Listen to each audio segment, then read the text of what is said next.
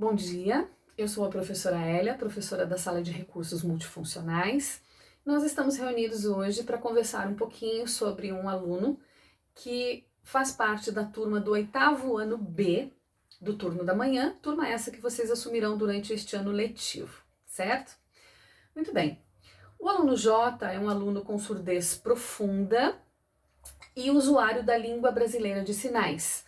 Por isso, ele será acompanhado na sala de vocês, né, nas aulas de vocês, por um intérprete, um TILS, tradutor e intérprete da língua de sinais. E uma orientação básica. Sempre que vocês quiserem se referir ao aluno, tá? Perguntar alguma coisa, saber se ele está entendendo a matéria, como é que ele está, né, assimilando todas as questões ali do contexto de sala de aula, dirijam-se a ele, certo? A única função do intérprete é ser os ouvidos e a voz do aluno surdo. Então, cada vez que vocês precisarem se comunicar com o aluno, é a ele que vocês vão se referir. Fulano, você entendeu o que eu acabei de explicar? E da mesma forma, ele vai responder diretamente para vocês e o intérprete vai sinalizar para vocês e o intérprete vai fazer a voz. Então, sempre que vocês quiserem conversar com o aluno, por favor, refiram-se diretamente a ele.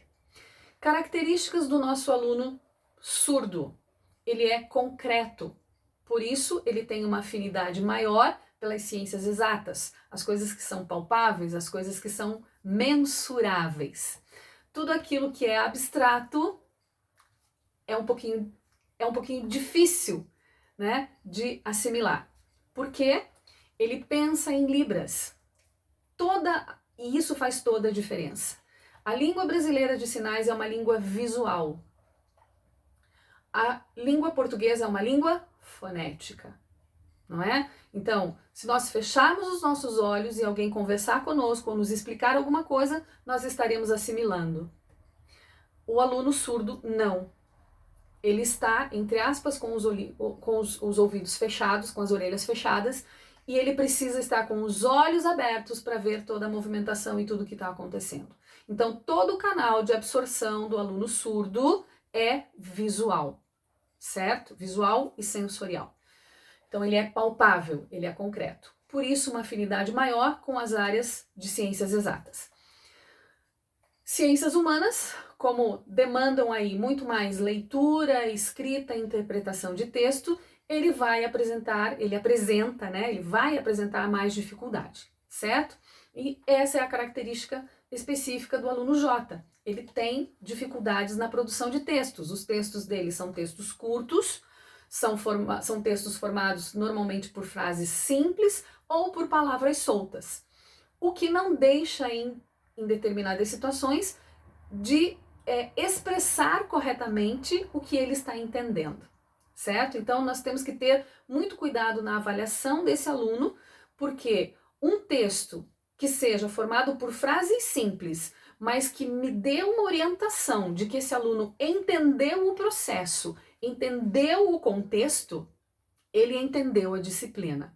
E ele não pode ser cobrado, a não ser que seja na disciplina de língua portuguesa, ele não pode ser cobrado por uma escrita 100% correta, ok?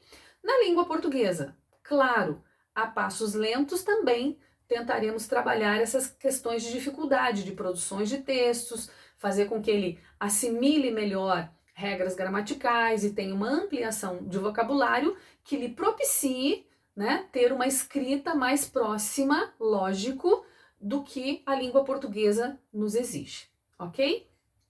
Muito bem.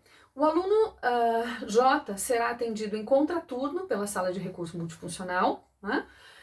E ele estará conosco em 3 períodos, 3 tardes distintas. Então, na segunda-feira, da 1 às 3 da tarde, em grupo.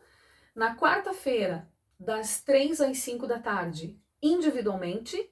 E na sexta-feira, da 1 às 3 da tarde, de novo em grupo. Por que 2 atendimentos em grupo e 1 individual? Porque ele também apresenta algumas dificuldades de assimilação de regras, né? De respeito a regras.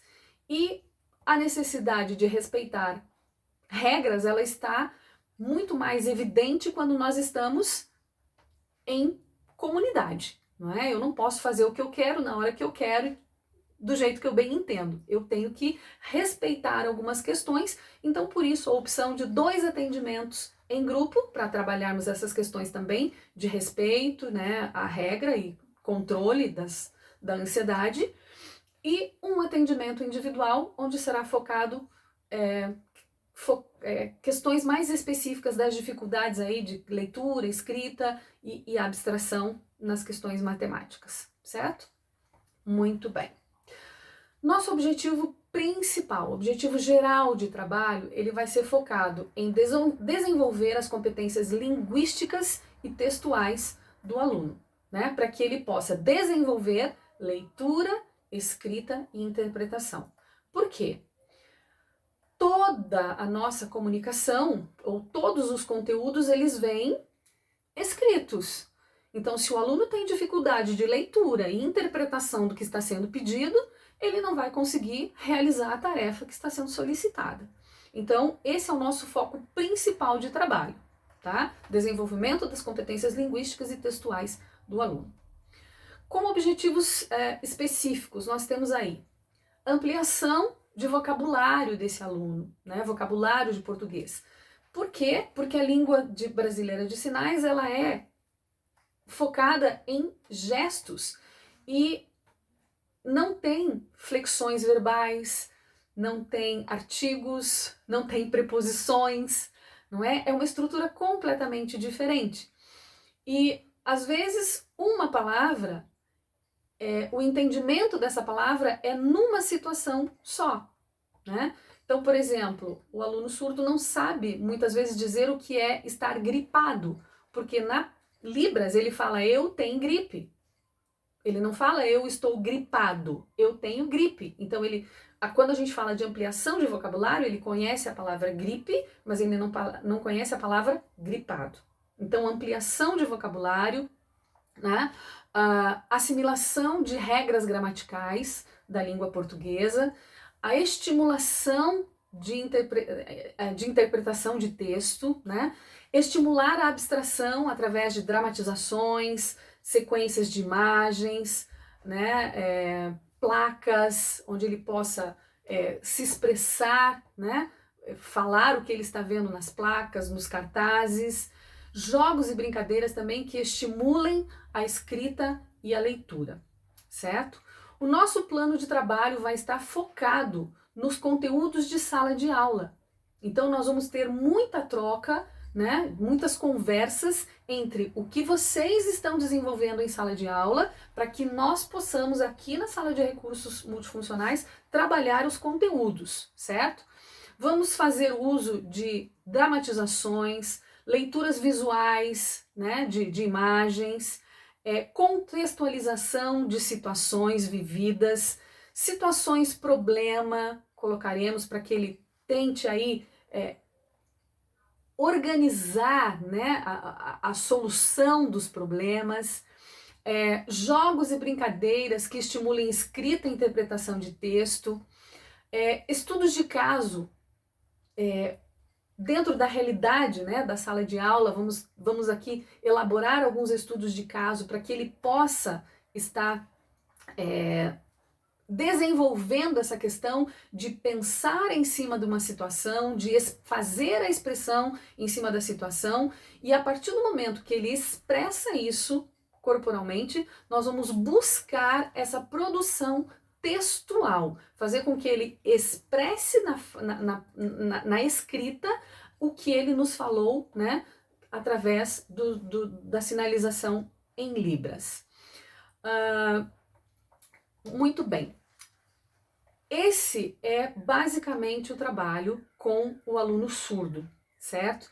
Nós vamos focar, né, como eu falei, nos conteúdos de sala de aula, e para isso é preciso que vocês estejam atentos, que vocês estejam também tendo muita troca e muita relação com o aluno para saber qual é a real dificuldade que ele tem e que para que nós possamos trabalhar em conjunto, né, com vocês.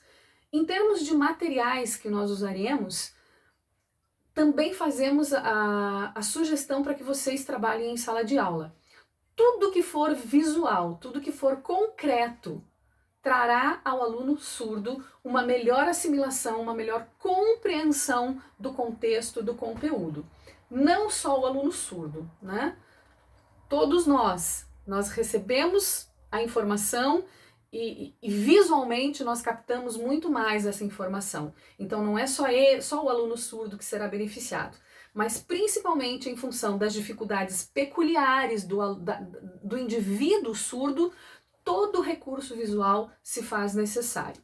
Maquetes, cartazes, filmes, vídeos curtos, placas, softwares, né, que possam ser rodados, que possam fazer a estimulação aí do raciocínio lógico do aluno. Então, todos os tipos de materiais que vocês puderem concretizar, né? Lembrem que ele é um aluno que tem recepção visual, conhecimento do mundo visual, né? Assimilação de conceitos visual. Então, todos os recursos visuais são os mais importantes de serem usados e estimulados para esse aluno.